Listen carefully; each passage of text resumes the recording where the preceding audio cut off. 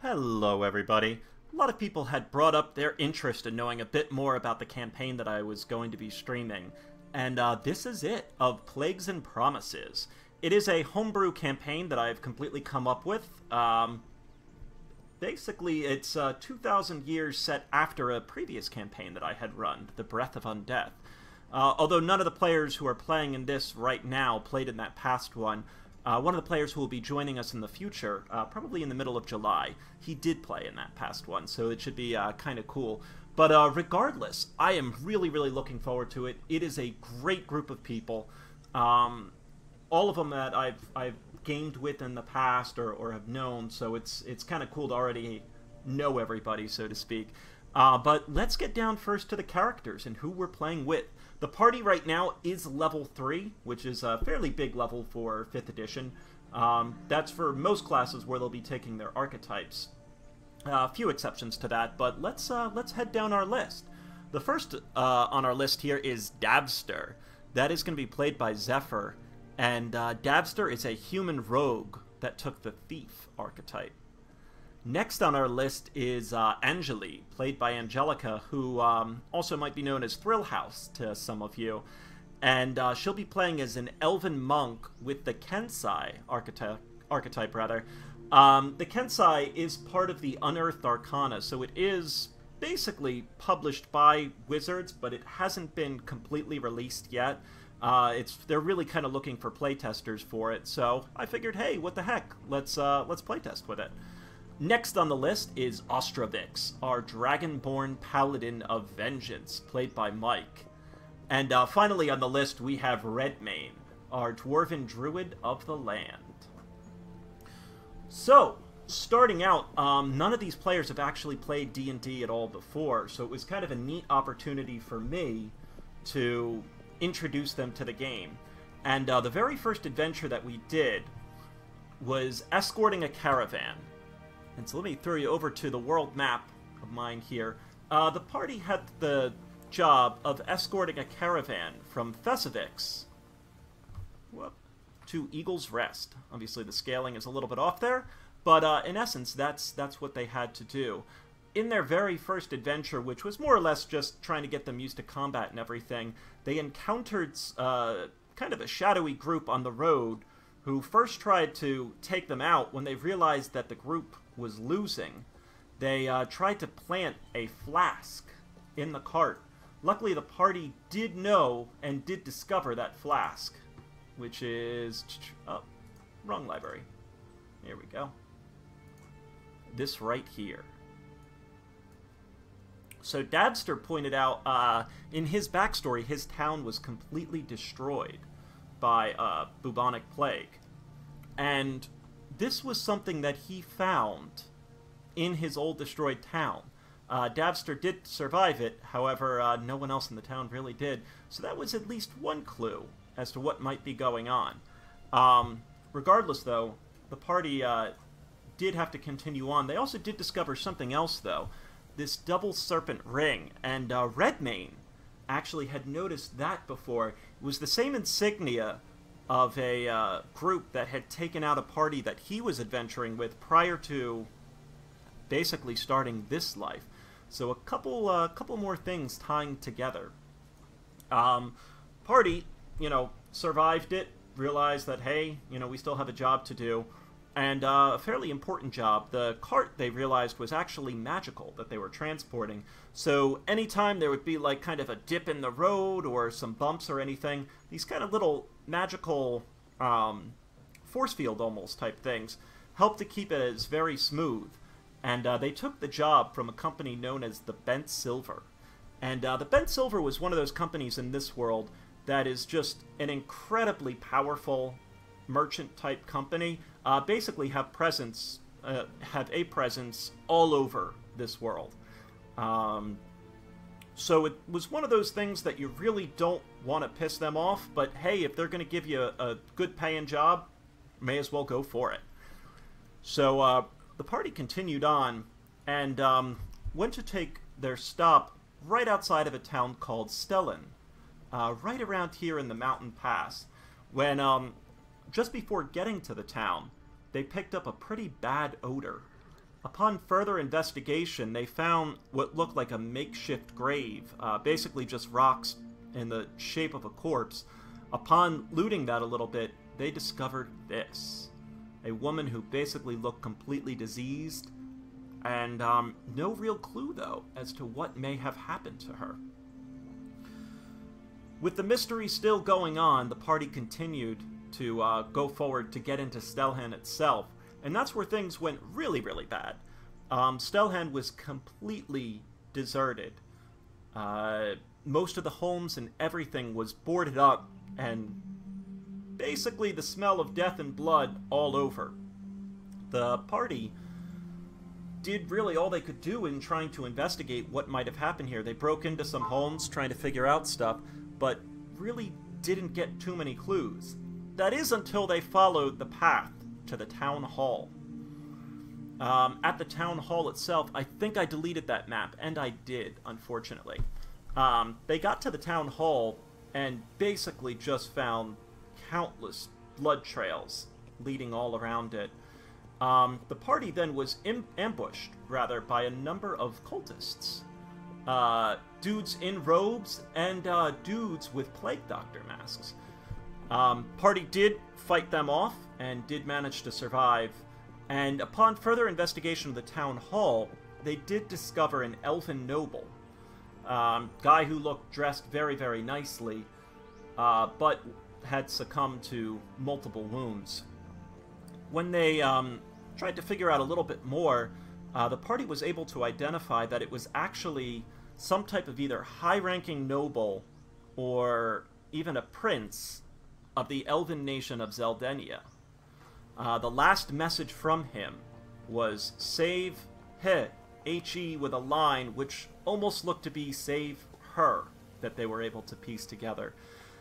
They did loot what they could off of the elven noble, including a very nice crown, a rapier, and the longbow. While none of it was magical, it was definitely of a masterwork quality. Very, very good stuff. So, the party, without too much more of a clue, continued to look around until they finally got to the basement of this big town hall. That map I did save. The party then investigated here. They found what had happened to the town. Basically, everyone in the town here was all diseased, all destroyed, and the kind of difference was that none of the bodies were completely flat, or rather completely limp. They were all very rigid, almost like concrete running through their veins, so to speak. Pretty horrifying stuff for them. They continued to look around, and they found a lab here with a number of sketches in it, such as that, and that. Lovely stuff.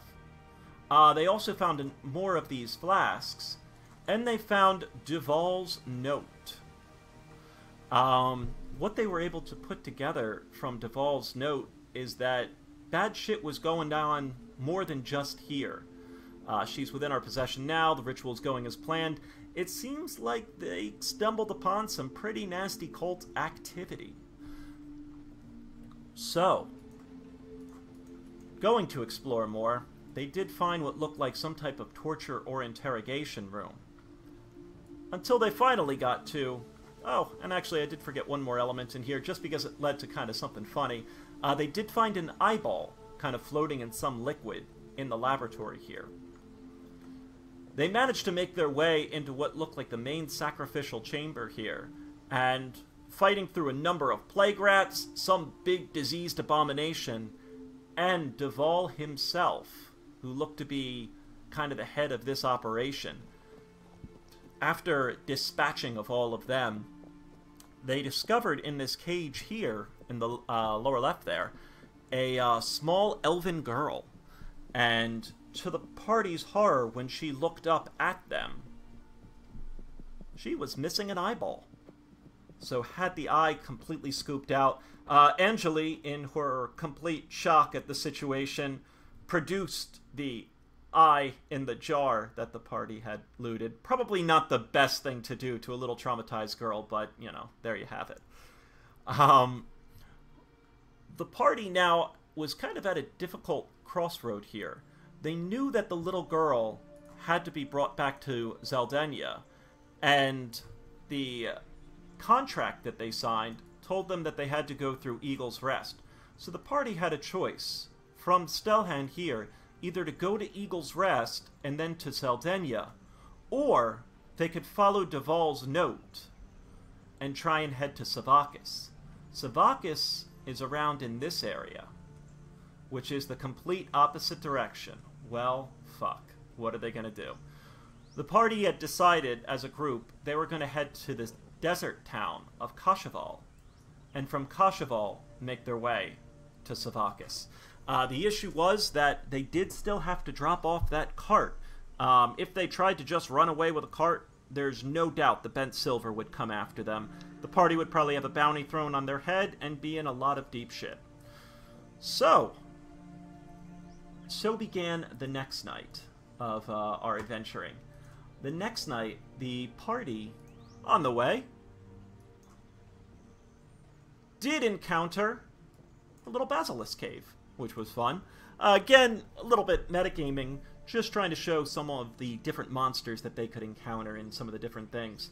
But they did manage to defeat the basilisk with no one turning to stone, quite thankfully. And they moved on to the city of Kashaval. Kashaval itself was described as the city of rebuilt ruins.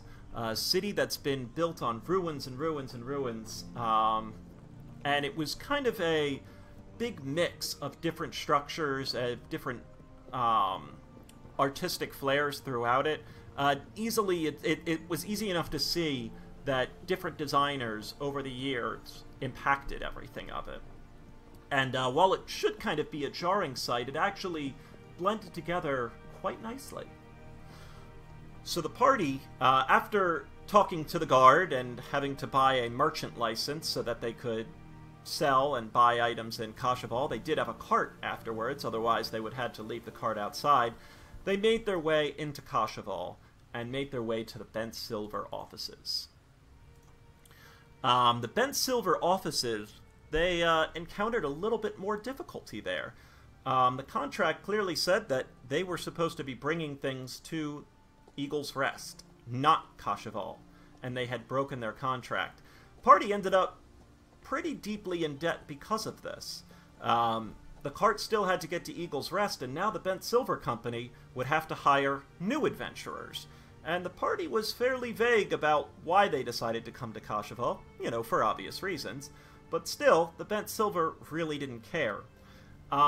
Seeing that the party couldn't pay off the debt of taking the cart through the desert and damaging it that way, taking the cart to the destination it wasn't supposed to go, and now having to put the Bent Silver in a position where they would have to find new people to transport it, the Bent Silver guy here, by the name of Davesh, decided that he could work out something with the party. They would have to fight in an arena, and against the two champions, basically an underground fighting arena. There was no chance the party could possibly win against the two champions, and so the Bent Silver would bet very heavily on the party, because they were giving, the Bent Silver was giving the party poison. Kind of a super concentrated drow sleeping poison. And if the party used that on their weapons, that would really be their only chance of surviving. Seeing that the party was in kind of a difficult situation, they agreed to those terms. As the final kind of signature to it, because the party did break contract once already, they were all forced to give a little bit of blood, just a couple drops, to put in a vial that the Bent Silver could keep, mainly for tracking purposes.